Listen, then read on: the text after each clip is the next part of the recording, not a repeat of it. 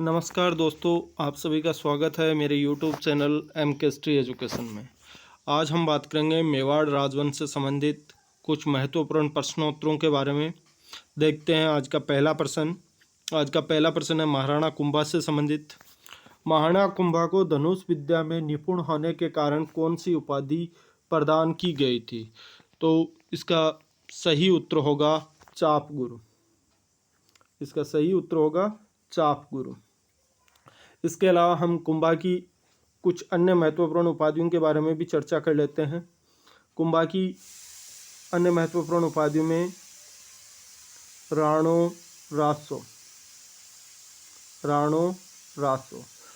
रासो की जो उपाधि दी गई थी महाराणा कुंभा को, वो विद्वानों का आश्रयदाता होने के कारण दी गई थी। इसके अलावा हिंदू सुल्तान, कुंभा को हिंदू सुल्तान भी कहा जाता है, हिंदू सुल्तान। इसके अलावा नंदीकेश्वर अवतार,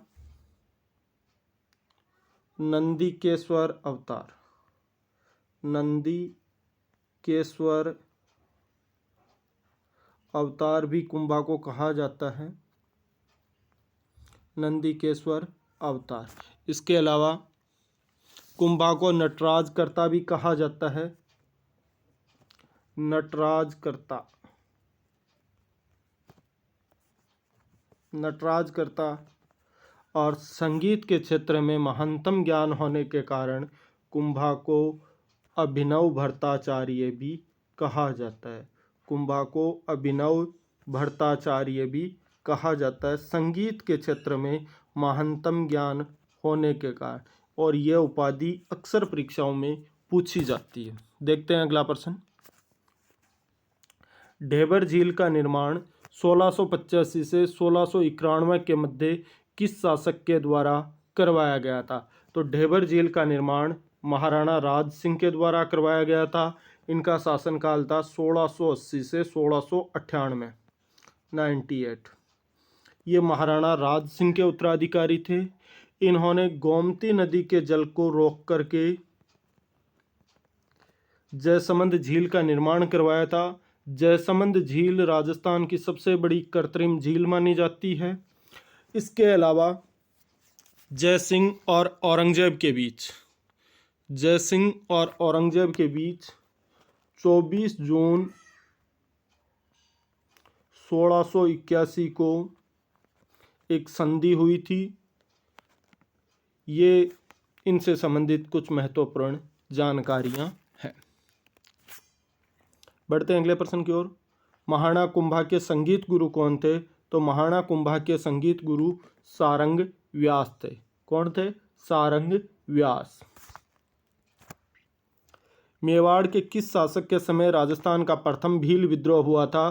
तो राजस्थान में मेवाड़ में जो प्रथम भील विद्रोह हुआ था वो हुआ था महाराणा भीम सिंह के काल में। महाराणा भीम सिंह का शासनकाल था 1778 से 1828। 1828। भील जो हैं वो मेवाड़ के शासकों के महत्वपूर्ण सहयोगी रहे हैं।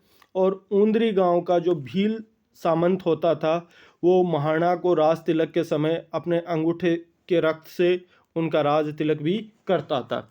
मेवाड़ के राज चिन्ह में एक तरफ भील राजा का चित्र भी हमें मिलता है।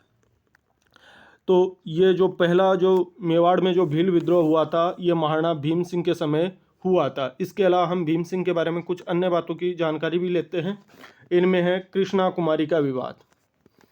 कृष्णा कुमारी जो मेवाड़ के महाराणा भीम सिंह की पुत्री थी, इनकी सगाई पहले मारवाड़ के शासक महाराजा भीम सिंह के साथ हुई थी, मगर महाराजा भीम सिंह की मृत्यु हो गई विवाह से पहले, इसलिए उनकी सगाई बाद में जगत सिंह से कर दी गई, जयपुर के शासक से।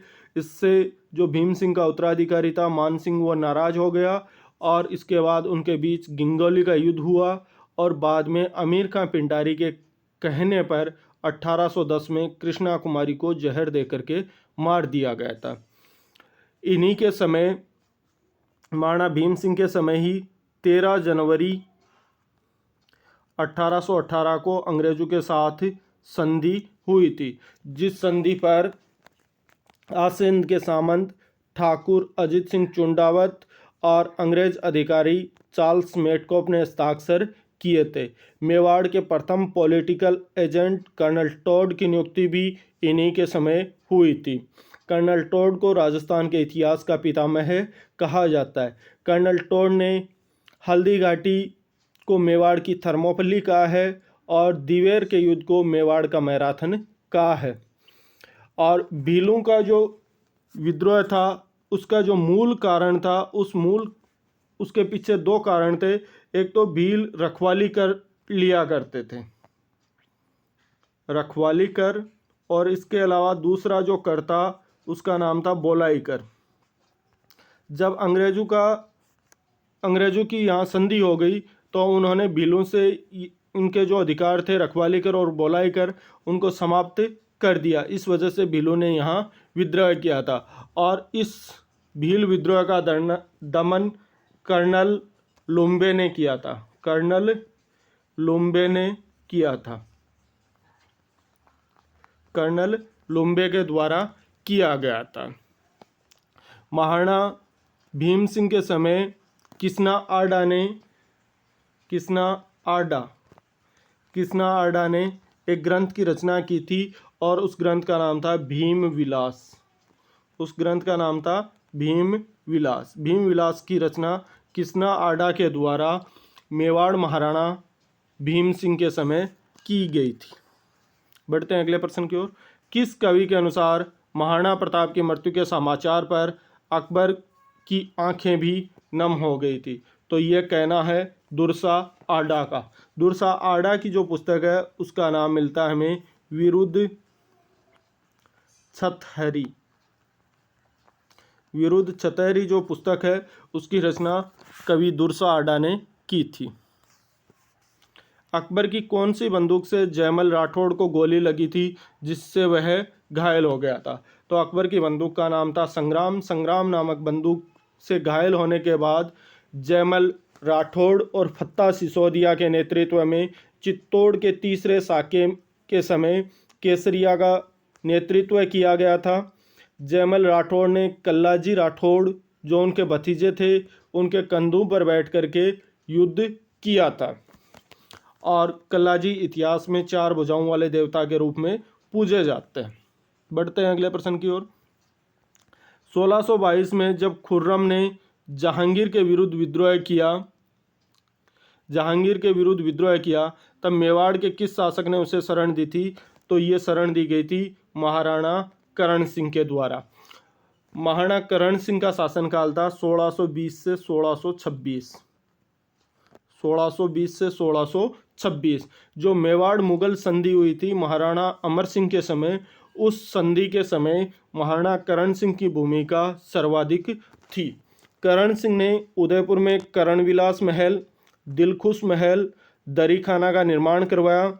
इसके अलावा जगमंदिर महलों का निर्माण शुरू करवाया जिसे पूरा करवाया गया जगत सिंह प्रथम के समय में।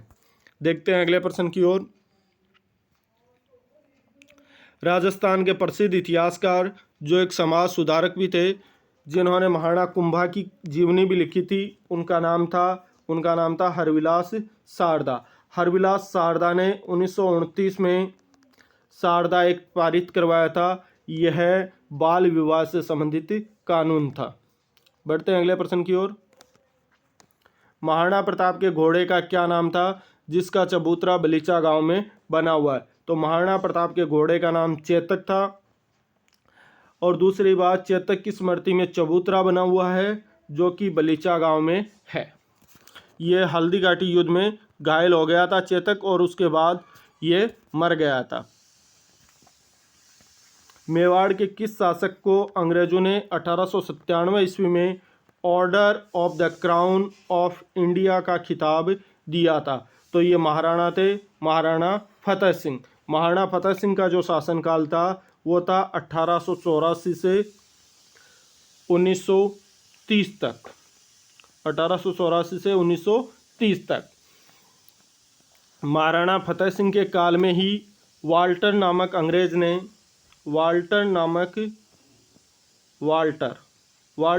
अंग्रेज ने राजपूत हितकारिणी सभा की स्थापना की थी 1889 में।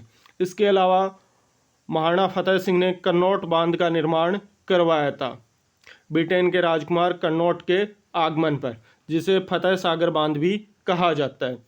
इनके समय में 1903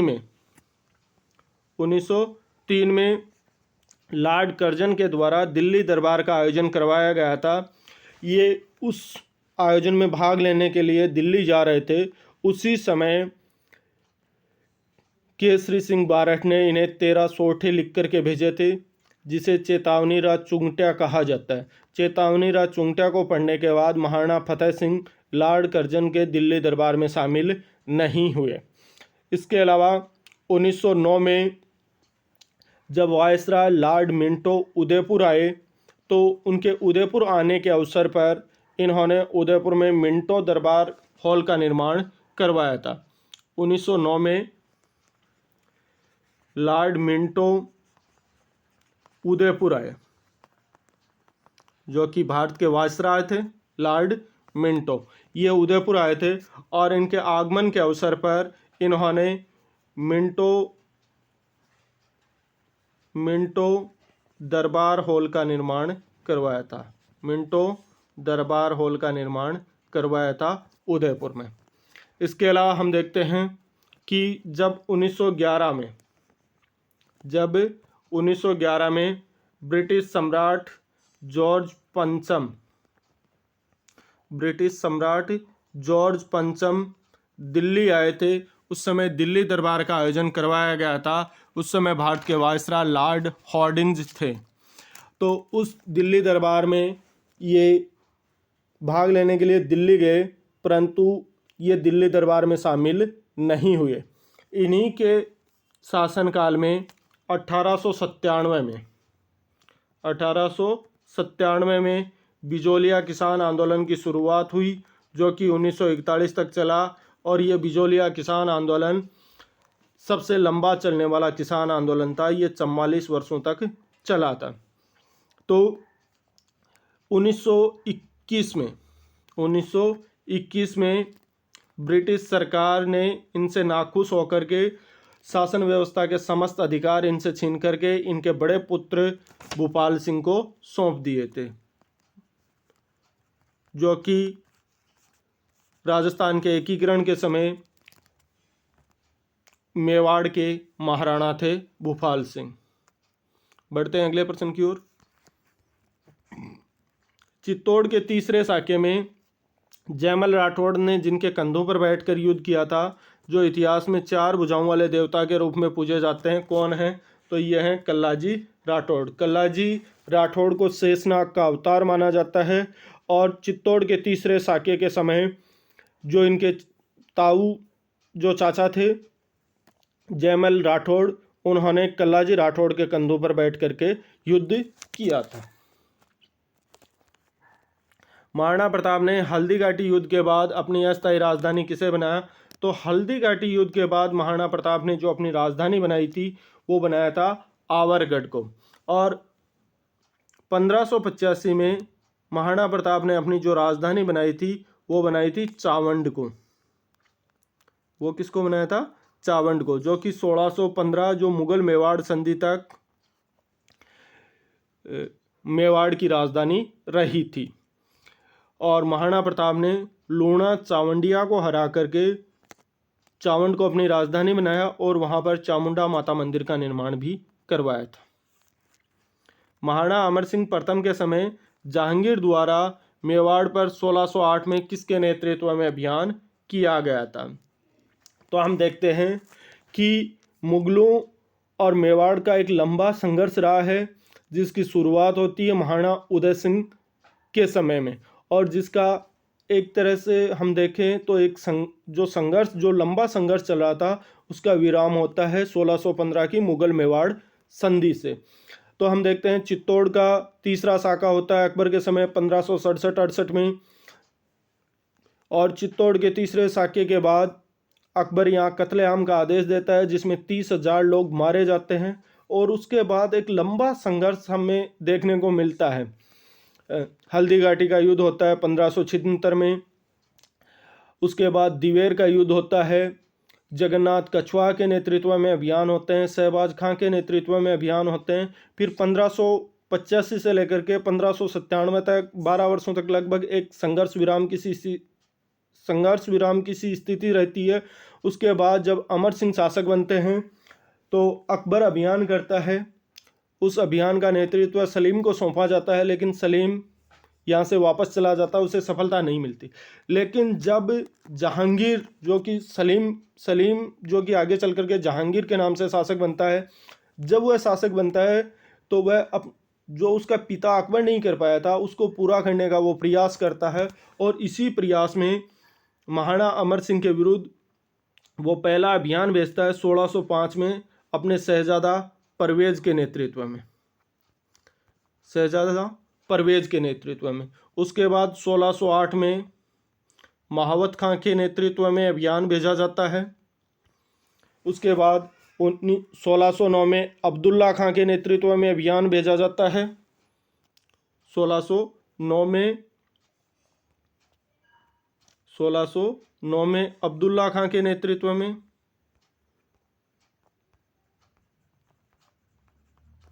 उसके बाद 1611 में राजा बासु के नेतृत्व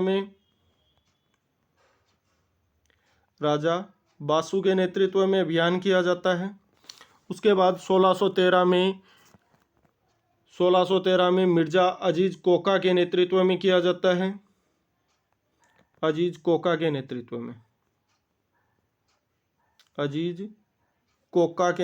में अभियान किया जाता है। और जब ये सारे अभियान असफल होते हैं तो जहांगीर 1613 में स्वयं अजमेर आता है और अभियान की कमान देता है अपने पुत्र खुर्रम को, जो कि आगे चलकर इतिहास में शाहजहां के नाम से शासक बनता है। और फिर 2 वर्षों तक लगातार मेवाड़ पर अभियान किए जाते हैं। और उसके बाद अंत में महाराणा अमर सिंह के शासनकाल में 5 फरवरी 1615 को मुगल मेवाड़ संधि होती है, जिसके बाद एक संघर्ष विराम की स्थिति आती है। तो महाराणा अमर सिंह को इतिहास में मुगल मेवाड़ संधि के लिए जाना जाता है, मगर हम देखते हैं कि महाराणा अमर सिंह ने तो महाराणा प्रताप से भी ज़्यादा संघर्ष किया था। बढ़ते हैं अगले प्रश्न की ओर। औरंगजेब की मृत्यु के बाद 1707 में हुए उत्तराधिकारी युद्ध में मेवाड़ के किस महाराणा ने शहजादे मुअज्जम का पक्ष लिया था? तो ये महाराणा थे महाराणा अमर सिंह। महाराणा अमर सिंह ने शहजादे मुअज्जम का पक्ष लिया था, जो आगे चल करके बहादुर शाह प्रथम के नाम से मुगल शासक बनते हैं। अब हम देखते हैं इनके बारे में कुछ बातें।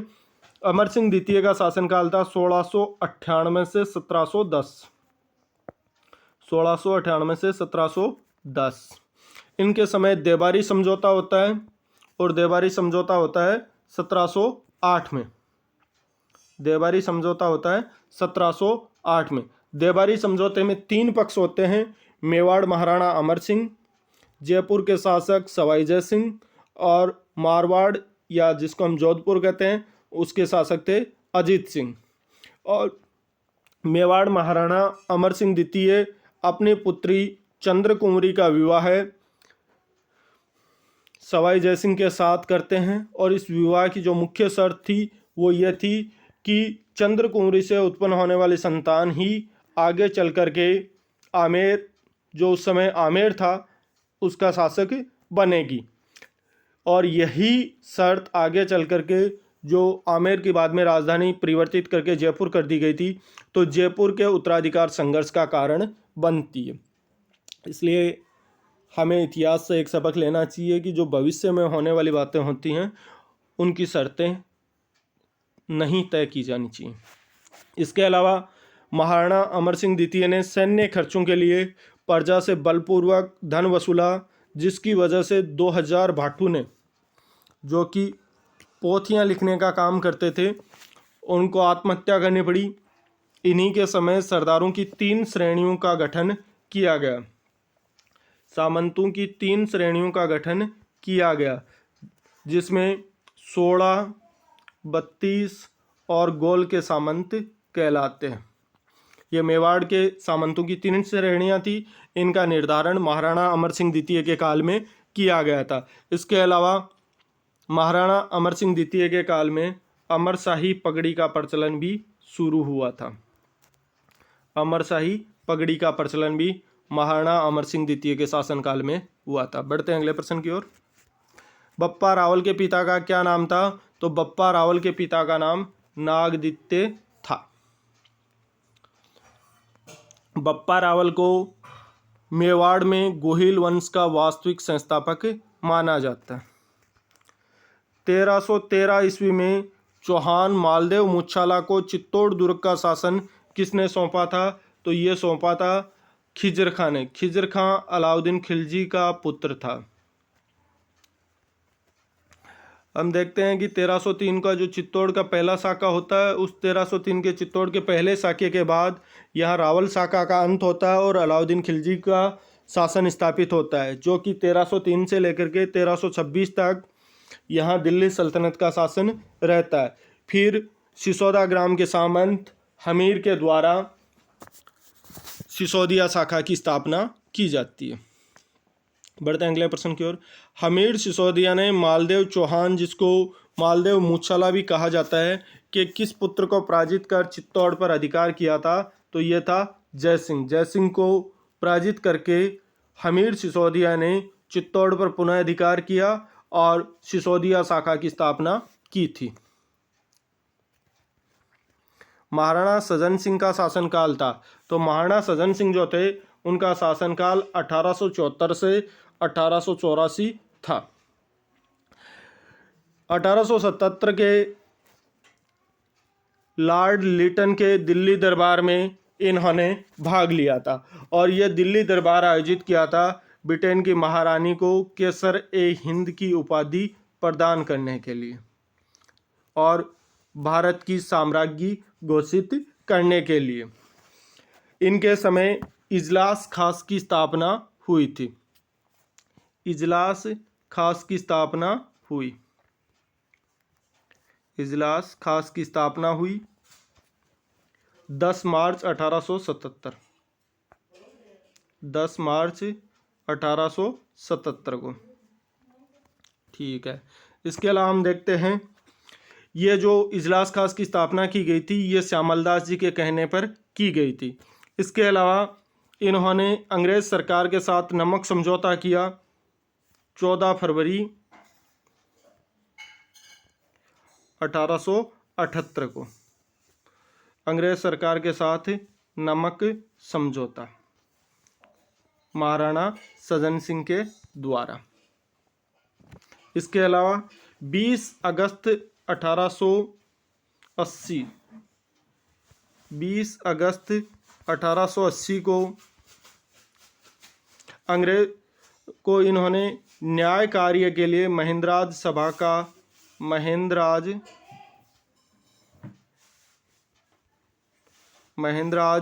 सभा का गठन किया था और इन्हीं के समय पहली बार मेवाड़ में जनगणना शुरू हुई थी और भीलों ने इस जनगणना को लेकर के विद्रोह कर दिया था।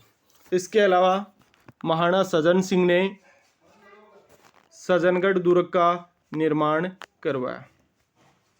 सजनगढ़ दुर्ग का निर्माण करवाया। सजन यंत्रालय और सजन कीर्ति सुधारक समाचार पत्र का प्रकाशन भी करवाया, जो कि एक साप्ताहिक समाचार पत्र था। इसके अलावा इन्होंने श्यामलदास को कवि राजा की उपाधि प्रदान की थी। श्यामलदास जी को कवि राजा की उपाधि प्रदान की। 11 फरवरी 1875 को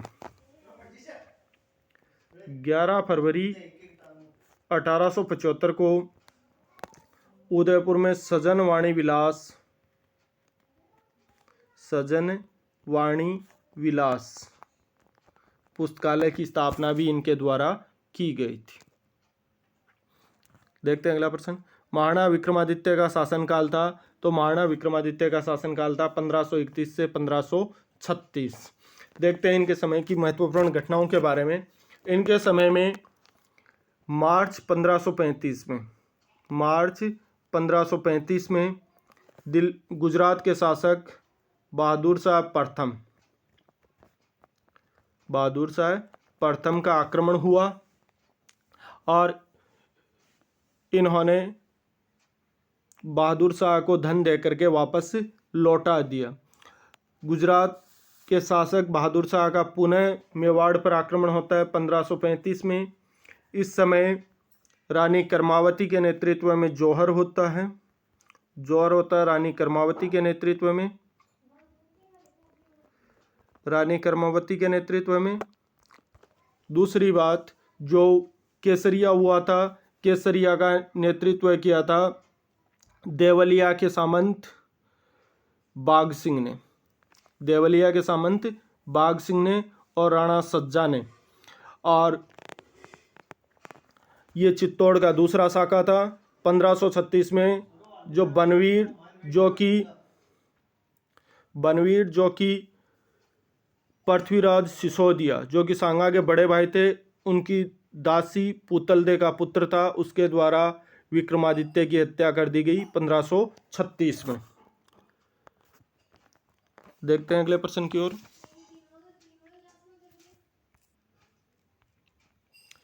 किस युद्ध में जोधा को हराकर कुंभा की सेना ने पाली, सोजत, मंडौर, लूणकरणसर पर अधिकार कर लिया था? तो यह था अरबली का युद्ध। बढ़ते हैं अगले प्रश्न की ओर। महाराणा प्रताप के समकालीन दरबारी विद्वान थे। तो महाराणा प्रताप के समकालीन जो महाराणा प्रताप के दरबारी थे, उनमें नाम मिलता है जीवधर, चक्रपाणि मिश्र और साधु माला। महाराणा सांगा का राज्याभिषेक कब हुआ? तो महाराणा सांगा का राज्याभिषेक होता है 24 मई 1509 को और इनकी मृत्यु होती है 30 जनवरी 1528 को। और इनकी मृत्यु होती है जहर देने के कारण कालपी, उत्तर प्रदेश में। और इनकी समाधि बनी हुई है मांडलगढ़, भीलवाड़ा में। महाराणा कुंभा की समाधि बनी हुई है मांडलगढ़, भीलवाड़ा में। पन्ना दहाय व उदय सिंह को कुंभलगढ़ दुर्ग में किसने शरण दी थी? तो ये दी गई थी आशा शाह के द्वारा। और यहीं बाद में 1537 में महाराणा उदय सिंह का राज्याभिषेक होता है और मालदेव की सहायता से फिर वो चित्तौड़ पर आक्रमण करता है और बनवीर को हरा करके चित्तौड़ का शासक बन जाता है। पन्ना दहाय के पुत्र का क्या नाम था? तो पन्ना दहाय के पुत्र का नाम चंदन था। पन्ना दहाय ने अपने पुत्र चंदन का बलिदान देकर महाराणा सांगा के पुत्र उदय सिंह की रक्षा की थी। कुंभा की पुत्री रमाबाई, जिन्हें वागीश्वरी भी कहा जाता है, का विवाह किसके साथ हुआ था? तो इनका विवाह हुआ था गिरनार के शासक मंडलिक चतुर्थ से। गिरनार के शासक थे, गिरनार गुजरात में है और यहाँ के शासक थे मंडलिक चतुर्थ। इनके साथ इनका विवाह हुआ था। बाद में